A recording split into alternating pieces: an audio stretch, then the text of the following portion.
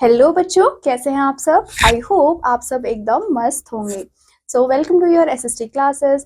So in previous class हम बात कर रहे थे अपने चैप्टर नंबर 6 की, जिसमें हमने कुछ टॉपिक्स को कवर किया था। हम क्या देख रहे थे, हम फिजिकल डिविजन्स के बारे में बात कर रहे थे, जिसमें हमने अपने नॉर्दर्न प्लेन्स तक के टॉपिक को कवर किया था। नाउ इन टुडेज क्लास हम क्या करने वाले हैं, हम कॉन्टिन्यूशन में उस चैप्टर को कंप्लीट करने वाले हैं, जिसमें हम आज पढ़ने वाले हैं पेनिनसुला प्लेट्यू के बारे में। नाउ बच्चों, जो हमारा प्लेट्यू है वो क्या होता है, वो आप बोल सकते हो कि एक हल्का सा एलिवेटेड एरिया होता है। फॉर एग्जांपल अगर हम एक लैंड की बात करते हैं तो आपको प्लेट्यू कुछ इस तरीके से देखने को मिलते हैं। तो आपको क्या देखने को मिला, ये हल्का सा जो एलिवेटेड एरिया है, इसी को हम प्लेट्यू के नाम से जानते हैं। नाउ बच्चों, जो प्लेट्यू क्या है, वो हमारा एंशिएंट स्ट्रक्चर है, बहुत पहले से देखने को मिलता है, जो कि आपके इंडियन सब कॉन्टिनेंट में प्रेजेंट होते हैं। और सिचुएटेड कहाँ पे होते हैं, साउथ में, नॉर्दर्न प्लेन्स के साउथ की तरफ। और इनका क्या होता है, ट्रायंगुलर शेप होता है। एंड प्रीडोमिनेंटली अगर हम बोले तो ये कंपोज्ड होते हैं किससे, tough igneous and metamorphic rock से ये कंपोज्ड होते हैं। नाउ अब इसको हमने डिवाइड किया गया है दो पार्ट्स के अंदर। और इसको डिवाइड किसने किया है बच्चों, जो हमारी फ्लोइंग रिवर नर्मदा है, उन्होंने डिवाइड किया हुआ है। इसमें डिवाइड करने के बाद हमारे पास बनते हैं द मलबा प्लेट्यू, जो कि आपको नॉर्थ की तरफ देखने को मिलते हैं। And the second one is your Deccan plateau, जो कि आपको साउथ की तरफ देखने को मिलता है। तो हमने क्या देखा, हमने देखा कि कैसे नर्मदा रिवर ने दो पार्ट में डिवाइड किया है प्लेट्यू को। फर्स्ट है आपका Malwa plateau, second one is your Deccan plateau. Now the region is further separated. अब जो रीजन है वो बाद में और ज्यादा सेपरेट किया गया है बाय टू माउंटेन रेंजेस। तो यहाँ पे क्या हुए, दो बड़े बड़े माउंटेन रेंजेस थे, जिन्होंने फर्दर इनको डिवाइड किया हुआ है, जिसको हम बोलते हैं सतपुरास एंड विंध्यास। उसके बाद अगर हम बात करते हैं तो यहाँ पे आपको वेस्ट की तरफ एक रिवर फ्लो होती हुई दिखती है, जिसका नाम होता है बच्चों तापी रिवर। द मलबा plateau is enclosed by the Aravalli in the north west. जो हमारा मलबा प्लेट्यू है वो किससे इनक्लोज होता है, वो एनक्लोज होता है हमारे अरावली से, जो कि आपको नॉर्थ वेस्ट की तरफ देखने को मिलता है। और साउथ की तरफ आपको देखने को मिलते हैं विंध्यास। ये दोनों ही क्या है बच्चों, आपके हिमालयन रीजन्स होते हैं। इवेंचुअली क्या होता है, ये ब्लेंड हो जाता है, ये मिल जाता है कहाँ पे, नॉर्दर्न प्लेन्स के अंदर इन द ईस्ट, जिसको हम बोलते हैं बुंदेलखंड एंड बघेलखंड। ये दोनों क्या है बच्चों, ये दोनों ही वो प्लेन्स हैं जो कि क्या करते हैं, नॉर्दर्न प्लेन्स के साथ मिक्स हो जाते हैं, मर्ज हो जाते हैं, और इन्होंने फॉर्म किया हुआ है आपके बुंदेलखंड को और बघेलखंड को। अगर हम साउदर्न बिहार की बात करते हैं तो हम इनको रेफर करते हैं एक नाम से, जिसका नाम है छोटा Nagpur plateau. On the other hand, जो हमारा डेक्कन प्लेट्यू होता है बच्चों, वो वाइडन होता है, विच मीन्स की वाइड होता है नॉर्थ की तरफ। और जब आप साउथ की तरफ आते हो तो वो धीरे धीरे क्या हो जाता है, नैरो हो जाता है, जिसकी वजह से ये क्या करता है, ये क्रिएट कर देता है एक ट्रायंगुलर शेप को। फॉर एग्जाम्पल अगर हम बात करते हैं तो हमने क्या बोला कि ये आपका नॉर्थ है और ये आपका साउथ होता है, राइट। तो इन्होंने क्या बोला है बच्चों कि नॉर्थ की तरफ तो ये वाइड है, विच मीन्स कि वाइड है अच्छा खासा, लेकिन साउथ में आते आते क्या हो गया, ये नैरो हो गया है। तो कैसी शेप बन गई यहाँ पे, एक ट्राइंगुलर शेप जो फॉर्म हुई है, यही यहाँ पे आपको बताया गया है। Now coming to the picture, आपको किसकी पिक्चर दी गई है, ये है आपके अरावलीज, जो कि क्या है बच्चों, ओल्डेस्ट माउंटेन रेंजेस है हमारे इंडिया के। टुवर्ड्स द नॉर्थ, अगर आप नॉर्थ की तरफ देखते हैं तो ये जो हिल्स होते हैं, इनको आप डिफरेंट नाम से जान सकते हो, जैसे कि महेदियो हिल्स, कैमूर हिल्स या फिर मैकाला हिल्स। ये क्या है, इनके नाम है। देन जो हमारे प्लेट्यू के स्लोप्स होते हैं, from higher ground in the west to the lower ground in the east, आपको जो ईस्ट की तरफ है वो आपको लोअर ग्राउंड देखने को मिलेंगे।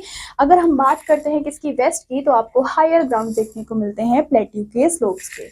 देन उनका जो एवरेज हाइट ड्रॉपिंग है वो कितना है बच्चों, वो है आपका 900 मीटर्स टू 300 मीटर्स।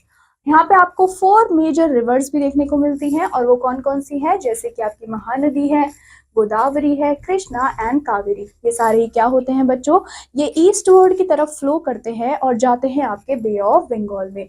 और बे ऑफ बंगाल में जाके वो क्या करते हैं, वो बड़े बड़े डेल्टास को क्रिएट करते हैं, जहाँ पे वो क्या करते हैं, उसके बाद मिल जाते हैं सी के अंदर। Now the Godavari reverse is the longest. जो गोदावरी रिवर है वो बच्चों क्या है, वो सारी रिवर्स में से सबसे लॉन्गेस्ट रिवर है, जिसको हम क्या बोलते हैं, साउथ की तरफ हम बोलते हैं Ganga of the south.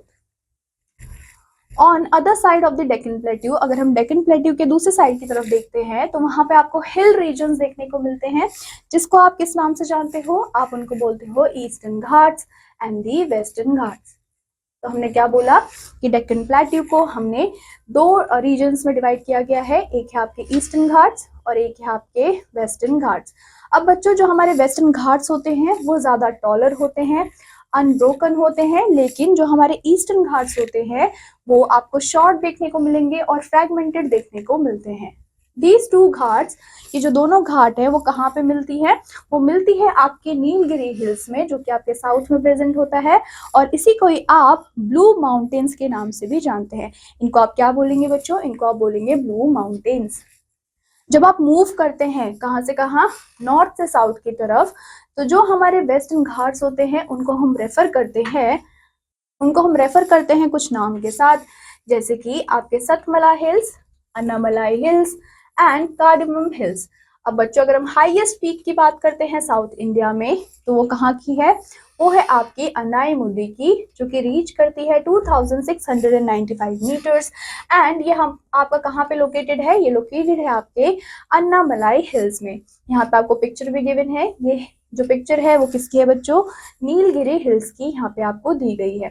Coming to the next one, next division जो कि है आपका द ग्रेट इंडियन डेजर्ट। अब अगर हम बात करते हैं डेजर्ट की, तो बच्चों आपको नॉर्थ वेस्ट ऑफ इंडिया की तरफ आपको डेजर्ट देखने को मिलते हैं। अब बच्चों डेजर्ट का जो क्लाइमेट होता है वो बहुत ज़्यादा हॉट होता है और वो एकदम क्या होता है, ड्राई प्लेस होता है।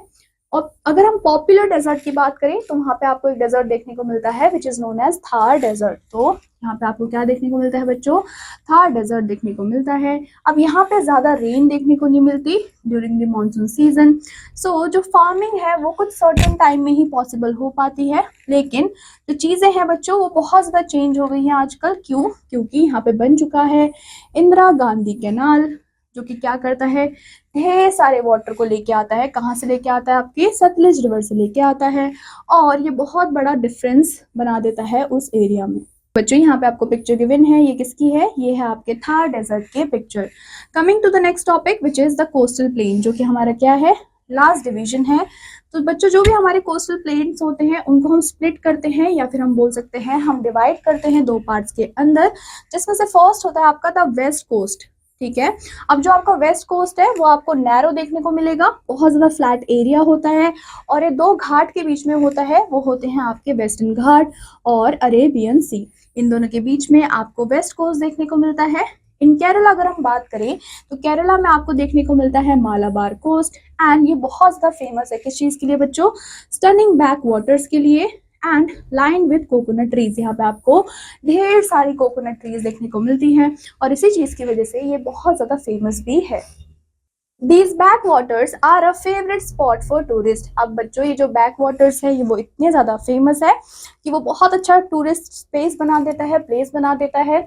यहाँ पे बहुत सारे लगून्स भी फॉर्म्ड होते हैं सी वाटर में। When sea water get trapped, जब सी वाटर ट्रैप्ड हो जाता है between the land and sand bars, तो उसी से क्या बनते हैं, हमारे लगून्स बनते हैं। अब बच्चों जो हमारा ईस्ट कोस्ट होता है वो बहुत ज्यादा वाइड होता है, वहाँ की जो सॉइल होती है वो बहुत ज्यादा फर्टाइल होती है, क्योंकि यहाँ पे बहुत सारी रिवर क्या लेके आती है, ढेर सारे सेडिमेंट्स को लेके आती है, जो कि सॉइल को फर्टाइल बनाती है। वो क्रिएट करती है बहुत सारे डिस ट्रिब्यूटरीज को और लार्ज डेल्टास को।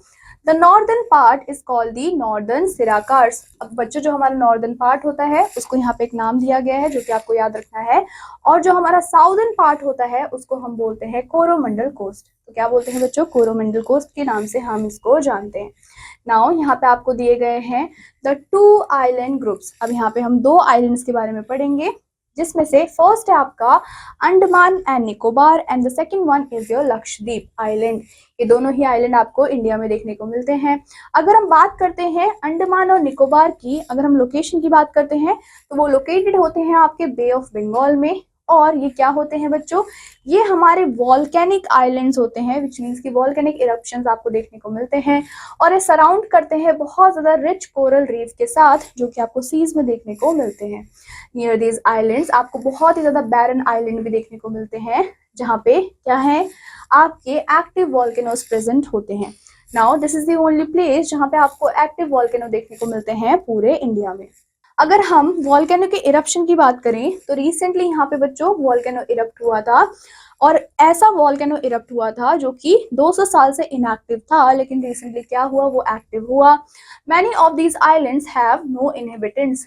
बहुत सारे आइलैंड्स में कोई भी इनहेबिटेंट्स आपको देखने को नहीं मिलते, लेकिन कुछ ट्राइब्स ऐसी हैं जो कि वहाँ पे रहती हैं और वो ट्रेडिशनली ही रहना प्रेफर करते हैं, और उनको विजिटर्स भी अच्छे नहीं लगते, विच मीन्स कि वो अपने में ही रहना पसंद करते हैं, उन्हें अपना कल्चर फॉलो करना पसंद है, उन्हें अपने ट्रेडिशंस को फॉलो करना पसंद है, और वो नहीं चाहते कि कोई भी बाहर का आदमी आके उस ट्रेडिशंस को हैम्पर करे। Coming to the Lakshadweep island, ये लोकेट होते हैं हमारे अरेबियन सी में। ये क्या होते हैं, ये आपके कोरल आइलैंड्स होते हैं, जो कि किससे फॉर्म होते हैं, जो कि फॉर्म होते हैं by the accumulation of, which means कि जब बहुत सारे टाइनी टाइनी सी क्रिएचर्स आपस में मिलते हैं और वो बनाते हैं हमारे कोरल पॉलिप्स को, और इसी से ही हमारा लक्षद्वीप बना है। लेकिन जो अंडमान और निकोबार आइलैंड है बच्चों, वो तो बहुत बड़ा था साइज में, लेकिन जो लक्षद्वीप है वो स्मॉलर है साइज में एंड नंबर में। Like Andaman and Nicobar islands, बहुत सारे यहाँ पे भी लक्षद्वीप में भी आइलैंड्स हैं जो कि बिल्कुल अनइनहिबिटेड होते हैं, और यहाँ पे आपको कुछ ट्राइब्स देखने को मिल सकती हैं। Now coming to lesson echo, lesson echo में आपको क्या दिया हुआ है, फर्स्ट पॉइंट कहता है इंडिया इज अ सब कॉन्टिनेंट लोकेटेड। अब इंडिया क्या है, हमारा एक सब कॉन्टिनेंट है जो कि लोकेटेड है हमारे northern tip of the Indian oceans में, और इसको सेपरेट करते हैं कौन, हमारे हिमालयन माउंटेन्स या फिर ranges. It is known for its triangular peninsula shape. हमारा इंडिया किस वजह से फेमस है बच्चों, अपने ट्रायंगुलर पेनिनसुला शेप की वजह से फेमस है, राइट। ऐसा कुछ शेप था, तो इसी की वजह से क्या है, हमारा इंडिया फेमस है, और वो सराउंड करता है किसको, अरेबियन सी को, बे ऑफ बंगाल को एंड इंडियन ओशियंस को। अगर हम फिजिकल डिविजन्स की बात करें तो हमने क्या बोला, इसमें इंक्लूड होती हैं आपकी northern mountains, northern plains, peninsular plateau, great Indian deserts, coastal plains and islands. हमने आइलैंड्स में दो आइलैंड्स को पढ़ा, फर्स्ट था आपका Andaman and Nicobar island and the second one is your Lakshadweep. Now अगर आप इंडिया की ज्योग्राफी की बात करते हैं तो वो शोकेस करता है बहुत ही डाइवर्स लैंडस्केप्स को, और वो कंट्रीब्यूट करता है कल्चरल एंड एनवायरमेंटल रिचनेस में। सो बच्चों, that completes our chapter. I hope आपको ये चैप्टर अच्छे से समझ आया होगा। I will meet you in your next class with your next interesting chapter. Till then take care and bye bye.